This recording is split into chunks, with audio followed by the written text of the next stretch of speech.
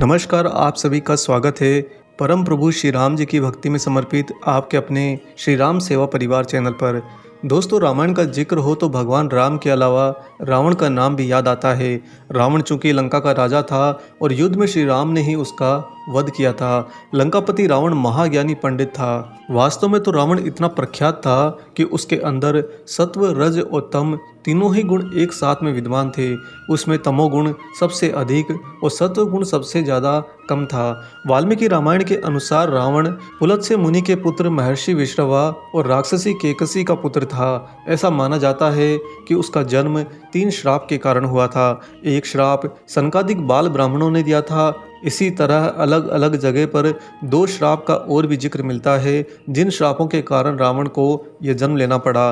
तो आइए सबसे पहले ये जान लेते हैं कि रावण के जन्म के पीछे का रहस्य और एक ब्राह्मण पुत्र होने के बाद भी रावण में राक्षस तत्व वाले गुण कैसे आ गए। दोस्तों, वाल्मीकि रामायण के अनुसार पौराणिक काल में माली, सुमाली और मलेवन नाम के 3 बहुत ही ज़्यादा क्रूर दैत्य भाई हुआ करते थे। इन तीनों भाइयों ने ब्रह्मा जी की घोर तपस्या करी, जिससे प्रसन्न होकर ब्रह्मा जी ने उन्हें बलशाली होने का वरदान दिया। ब्रह्मा जी का वरदान मिलते ही तीनों के तीनों भाई स्वर्ग लोक, पृथ्वी लोक और पाताल लोक में देवताओं सहित ऋषि मुनियों और मनुष्यों पर अत्याचार करने लगे। इनका अत्याचार जब बहुत ज़्यादा बढ़ गया तब ऋषि मुनि और देवतागण भगवान विष्णु जी के पास में पहुँचे और उनसे इन तीनों दैत्य भाइयों के अत्याचार की व्यथा सुनाई। इस पर भगवान विष्णु ने कहा कि मैं इन दुष्ट राक्षसों का अवश्य विनाश करूंगा। उधर यह बात जब माली, सुमाली और मल्लेवन राक्षस ने सुनी तो उन्होंने अपनी सेना को लेकर इंद्रलोक पर आक्रमण कर दिया। इस पर भगवान विष्णु इंद्रलोक आकर राक्षसों का नरसंहार करने लगे। भगवान विष्णु के रण क्षेत्र में आने के कुछ समय बाद ही सेनापति माली सहित बहुत सारे राक्षस मारे गए और जो कुछ बचे खुचे राक्षस थे वे सारे के सारे लंका की ओर भाग गए। उसके बाद में शेष बचे हुए राक्षस सुमाली के नेतृत्व में लंका को त्याग कर पाताल में जाकर बस गए। बहुत दिनों तक सुमाली और मल्लेवन अपने परिवार के साथ में पाताल में ही छुपा रहा। एक दिन उसने सोचा कि हम राक्षसों को देवताओं के भय से यहाँ पर कितने दिनों तक छुपकर रहना पड़ेगा। ऐसे में कौन सा उपाय किया जाए जिससे देवताओं पर विजय प्राप्त की जाए। काफ़ी सारा विचार विमर्श करने के पश्चात कुछ क्षण के बाद में उसे कुबेर का ध्यान आया। तब उसके मन में यह विचार आया कि क्यों न वह अपनी पुत्री का विवाह ऋषि विश्रवा से कर दे, जिससे उसे कुबेर जैसे तेजस्वी पुत्र की प्राप्ति बड़ी ही आसानी से हो जाएगी। इस पर वह राक्षस सुमाली अपनी पुत्री केकसी के पास पहुंचा और बोला, हे पुत्री, तुम विवाह के योग्य हो चुकी हो, परंतु मेरे भय की वजह से कोई तुम्हारा हाथ मांगने मेरे पास में नहीं आता है। इसीलिए राक्षस वंश के कल्याण के लिए मैं ये चाहता हूँ कि तुम परम पराक्रमी महर्षि विश्रवा के पास जाकर उनसे विवाह करो और उनके साथ में एक पुत्र प्राप्त करो। दोस्तों, राक्षसी होते हुए भी केकसी एक धर्मपरायण स्त्री थी। उसके चलते उसने अपने पिता की इच्छा को पूरा करना अपना धर्म माना और विवाह के लिए उसने स्वीकृति दे दी। इसके बाद केकसी महर्षि विश्रवा से मिलने के लिए पाताल लोक से निकलकर पृथ्वी लोक चल पड़ी। महर्षि विश्रवा के आश्रम तक आते आते केकसी को शाम हो चुकी थी। आश्रम पहुंचकर केकसी ने सबसे पहले महर्षि विश्रवा का चरण वंदन किया और फिर अपने मन की इच्छा उन्हें बतलाई। इस पर महर्षि विश्रवा ने कहा कि हे भद्रे, मैं तेरी अभिलाषा पूर्ण कर दूंगा, किंतु तुम चूंकि कुबेला में मेरे पास आई हो, अतः मेरे पुत्र क्रूर कर्म करने वाले ही होंगे। उन राक्षसों की सूरत भी बहुत ज़्यादा भयानक होगी। महर्षि विश्रवा के वचन सुनकर केकसी उनको प्रणाम करके बोली, आप जैसे ब्राह्मणवादी दौर में ऐसे दुराचारी पुत्रों की उत्पत्ति नहीं चाहती, अतः आप मेरे ऊपर कृपा करें। तब महर्षि ने केकसी से कहा कि तुम्हारा तीसरा पुत्र मेरी ही तरह एक धर्मात्मा होगा। इसके बाद में महर्षि से विवाह के पश्चात केकसी ने विभत्स राक्षस रूपी पुत्र को जन्म दिया, जिसके 10 सिर थे और उसके शरीर का रंग काला और आकार पहाड़ के समान था। इसलिए महर्षि विश्रवा ने केकसी के सबसे बड़े पुत्र का नाम दशग्रीव रखा, जो बाद में दशानन या फिर रावण के नाम से तीनों लोक में जाना गया। उसके बाद में केकसी के गर्भ से कुंभकर्ण का जन्म हुआ, जिसके समान लंबा चौड़ा दूसरा कोई प्राणी था ही नहीं। तदंतर बुरी सूरत की शूर्पणखा उत्पन्न हुई और सबके पीछे केकसी के सबसे छोटे पुत्र धर्मात्मा यानी कि विभीषण ने जन्म लिया। इस प्रकार जन्म हुआ था रावण का। लेकिन जो 3 श्राप बने थे रावण जन्म के मुख्य कारण, आइए एक एक करके आपको वह भी बताते हैं। इनमें पहला कारण है संकादिक बाल ब्राह्मणों के श्राप के द्वारा रावण का जन्म होना। दोस्तों, ऐसा माना जाता है कि रावण और उसका भाई कुंभकर्ण पूर्व जन्म में भगवान विष्णु के द्वारपाल जय और विजय थे। एक समय की बात है, संकादिक बाल ब्राह्मण वैकुंठ जाने के लिए प्रवेश द्वार पर पहुंचे, जहां पर द्वारपाल जय विजय पहले से ही वहां पर मौजूद थे। बाल ब्राह्मणों ने अंदर जाने की जब अपनी मंशा जाहिर करी तो जय विजय ने उन्हें जाने से रोक दिया। इसी से नाखुश होकर संकादिक बाल ब्राह्मणों ने दोनों को मृत्युलोक में जन्म लेने का श्राप दे दिया। जब जय विजय ने इस श्राप से मुक्ति का मार्ग पूछा तो ब्राह्मणों ने भगवान विष्णु की ओर इशारा कर दिया, जिसका तात्पर्य ये था कि तुम्हें मुक्ति देने के लिए स्वयं भगवान विष्णु ही अपना रूप धरकर आएंगे। और वही हुआ। कालांतर में रावण को मुक्ति देने के लिए प्रभु श्री राम बनकर भगवान विष्णु जी धरती पर आए। आइए अब बताते हैं आपको दूसरा प्रमुख कारण, और वह है नारद मोह भी बना था रावण जन्म का मुख्य कारण।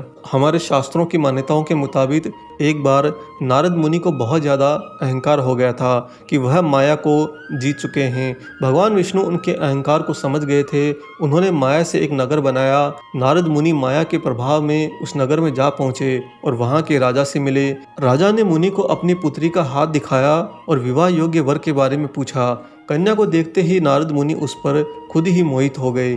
नारद मुनि ने राजा से कहा कि कन्या का स्वयंवर रचाइए, योग्य वर मिल जाएगा। इतना कहकर नारद वैकुंठ पहुँचे और मन की बात जाकर विष्णु जी से बता दी। उन्होंने कहा कि प्रभु, संसार में आपसे सुंदर तो कोई है ही नहीं, मुझे हरिमुख यानी कि अपना ही रूप दे दीजिए ताकि मेरा विवाह राजा की पुत्री के साथ में हो जाए। तब भगवान विष्णु ने पूछा, क्या दे दूं? नारद बोले, हरिमुख। प्रभु, हरिमुख। आपको यहाँ पर बता दें कि संस्कृत भाषा में हरि का एक अर्थ बंदर भी होता है। अतः माया रच रहे भगवान विष्णु ने नारद मुनि को बंदर बना दिया। नारद जी यही रूप लेकर बड़े खुश होकर राजा के स्वयंवर में जा पहुँचे। वहाँ पर शिवजी ने विष्णु जी के कहने पर अपने 2 गणों को भी भेज रखा था। स्वयंवर में नारद मुनि उछल उछल कर अपनी गर्दन आगे कर रहे थे। उन्हें लग रहा था कि भगवान विष्णु का मुख देखकर कन्या उन्हें देखे और उन्हीं के गले में वरमाला डाल दे। उनकी यह हरकत देखकर कन्या उन पर हंस पड़ी। और इतना ही नहीं, शिवजी के द्वारा भेष बदलकर भेजे गए उन्हीं के गणों ने नारद मुनि का उपहास उड़ाना शुरू कर दिया। कहने लगे, कन्या को देखकर बंदर भी स्वयंवर के लिए आ गए हैं। अपना मजाक उड़ता देखकर नारद मुनि ने उन दोनों गणों को श्राप दे दिया कि तुमने मुझे बंदर कहा है, जाओ तुम लोगों को मृत्युलोक में बंदर ही सबक सिखाएंगे। शिवजी के ये दोनों गण रावण और कुंभकर्ण बने। इसके बाद में नारद ने देखा कि कन्या ने जिसके गले में वरमाला डाली वह तो खुद श्री हरि हैं। तब नारद ने उन्हें भी श्राप दिया कि जिस तरह तुम मेरी होने वाली पत्नी को ले गए हो और मैं यहाँ पर वियोग विलाप कर रहा हूँ, एक दिन तुम्हारी भी पत्नी का हरण होगा और तुम भी विलाप में वन वन भटकोगे। इस तरह नारद मुनि के इस श्राप के कारण राम और रावण का जन्म होना तय हो चुका था। अब आपको बताते हैं तीसरा व प्रमुख कारण जिसके कारण हुआ था रावण का जन्म, और वह है प्रताप भानु के कारण रावण बना था राक्षस। दोस्तों, सतयुग के अंत में एक राजा हुआ करते थे प्रताप भानु। वह एक बार जंगल में राह भटक गए और एक कपटी मुनि के आश्रम में जा पहुँचे। यह कपटी राजा प्रताप भानु के द्वारा ही हराया हुआ एक राजा था।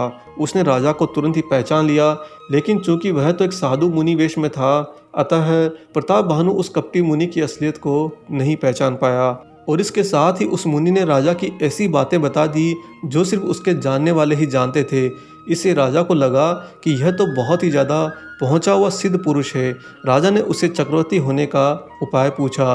कपटी मुनि ने कहा कि एक काम करो, 3 दिन बाद में 1000 ब्राह्मणों को भोजन कराओ और उन्हें प्रसन्न कर लो। उन सभी के आशीष से तुम चक्रवर्ती बनोगे, लेकिन याद रखना कि ब्राह्मणों का भोजन मैं खुद आकर बनाऊंगा।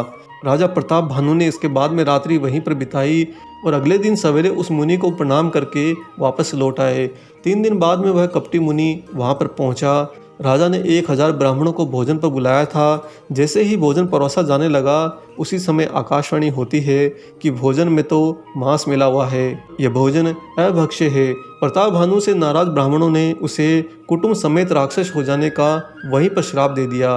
यही राजा प्रताप भानु अगले जन्म में रावण बना, उसका भाई कुंभकर्ण बना और प्रताप भानु का मंत्री वरु ऋषि विभीषण बनकर जन्मा।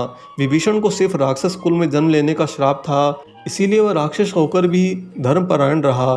दोस्तों, रावण के जन्म का ये संपूर्ण रहस्य था। इस तरह 3 श्राप के कारण एक रावण का धरती पर जन्म हुआ था। आशा करते हैं कि आपको रावण के जन्म की ये रोचक जानकारियाँ जरूर पसंद आई हो। वीडियो अगर अच्छा लगा है तो जाने से पहले इसे लाइक करना ना भूलें और ज़्यादा से ज़्यादा वीडियो को शेयर भी करें। अगर आप चैनल पर नए हैं तो चैनल को सब्सक्राइब भी करें। मिलेंगे बहुत जल्दी ही एक और ऐसे ही नए अलौकिक वीडियो के साथ में। तब तक परम प्रभु श्री राम जी, उनके भक्त राज हनुमान जी और हनुमान जी के ही अद्वैत स्वरूप परम पूज्य गुरुदेव बाबा नीम करोली महाराज जी की निस्वार्थ होकर सेवा करते रहिए। जय सिया राम।